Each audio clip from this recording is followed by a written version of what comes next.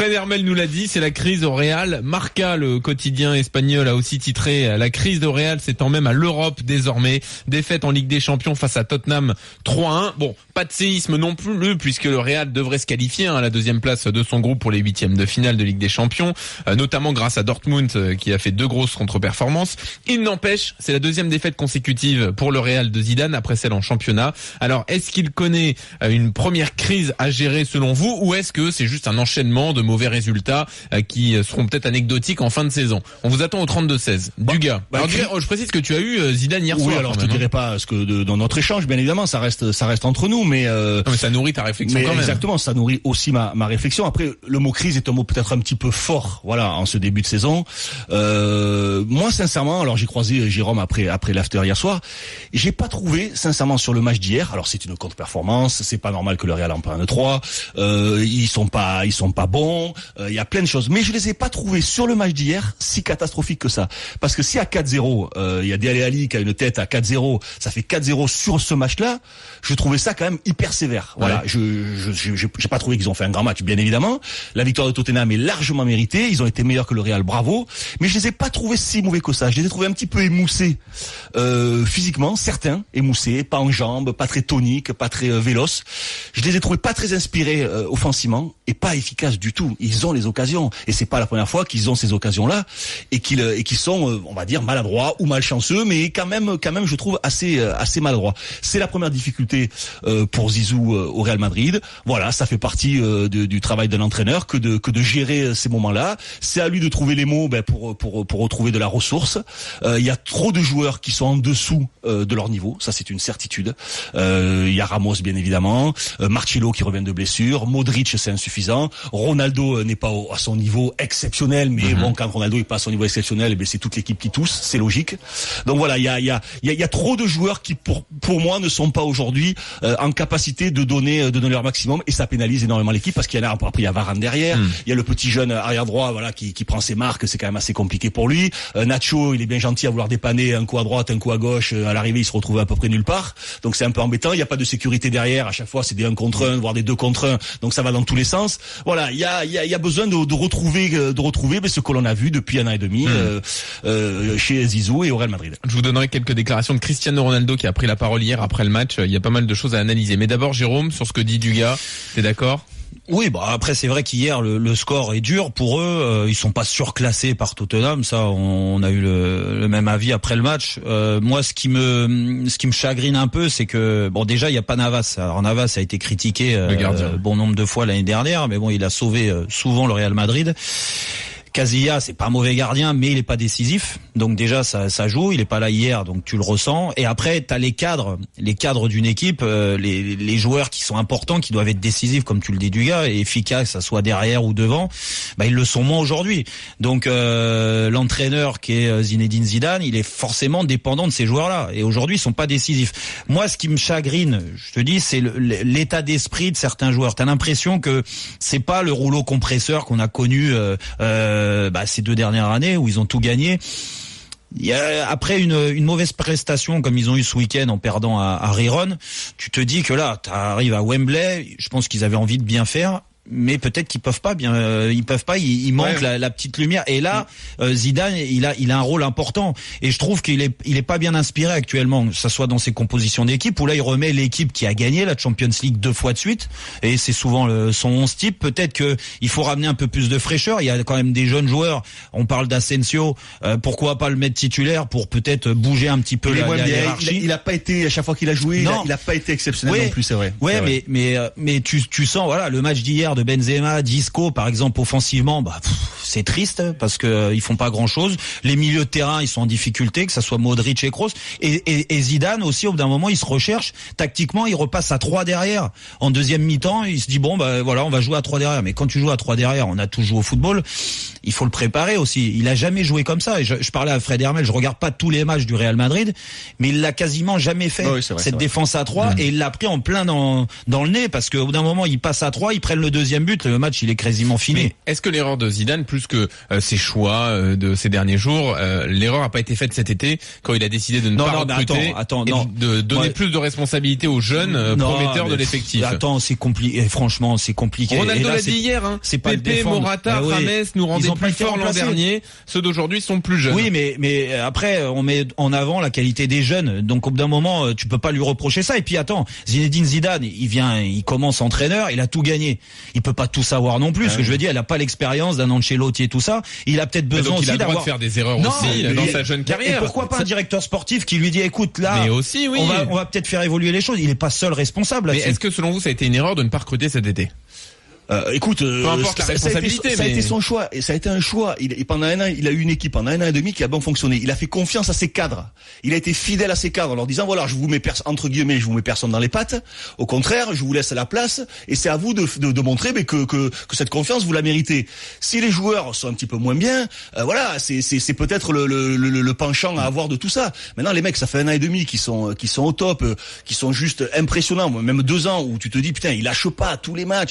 Et ben là, ils sont un peu moins bien, peut-être psychologiquement ils sont un peu moins investis, ils sont un peu moins dedans, ils ont tout gagné, c'est pas illogique. Et puis Zizou, il commet, comme Jérôme constate des erreurs, il a peut-être raison sur 2-3 choix, peut-être qu'il est un petit peu moins inspiré qu'il a été la saison dernière, mais tous les entraîneurs commettent des erreurs, sont un peu moins inspirés, et lui en plus c'est un jeune entraîneur. La saison dernière, ils ont le nombre de matchs qu'ils ont gagné dans les dernières minutes où Zizou il faisait rentrer, excuse-moi, presque un inconnu, Asensio on le connaissait pas, le mec il rentrait, il marquait, Isco il rentrait, il marquait, enfin chaque fois qu'il faisait rentrer un mec, c'était payant. Cette année, pour l'instant, ça allait un petit peu moins. Mais attention, les compétitions, elles se gagnent pas au mois d'octobre. Alors, elles peuvent se perdre au mois d'octobre. Attention, tu peux les perdre au mois d'octobre. Mais tu les gagnes pas là. Cette équipe va revenir à un niveau cohérent, ne serait-ce que physique pour beaucoup de joueurs. Bogo? Ouais, ben là, vous parlez de défaites accumulées entre ce week-end et. Ouais, il y a 8 points de retard aussi en championnat. Oui, d'accord. Mais le problème, c'est que ça arrive à tous les entraîneurs de connaître un petit peu une faille. Cette faille, là, elle est actuellement pour Zizou. Maintenant, à lui de rebondir. On va voir si vraiment il a les ressources pour pouvoir donner les clés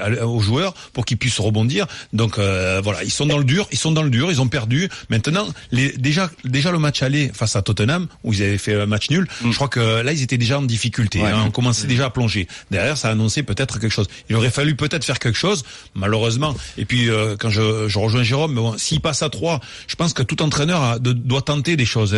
Oui, c'est ça. Tu peux pas reprocher à un entraîneur qui tente des choses. C'est le discours que j'avais avec Genesio. Il tente des choses, il cherche la solution. C'est son rôle. Voilà, exactement. Il cherche son rôle. Il se dit, on perd 2-0, je passe à 3, ça va donner un joueur de plus dans le milieu, peut-être pour créer quelque chose. Donc, il tente une option. Malheureusement, celle-ci n'a pas abouti. Vous m'avez pas convaincu quand même sur les choix de cet été de pas recruter. Il joue déjà à 3 de toute façon. Marcelo, il est déjà ailier gauche. Oui, donc déjà, il joue à 3 depuis bien longtemps.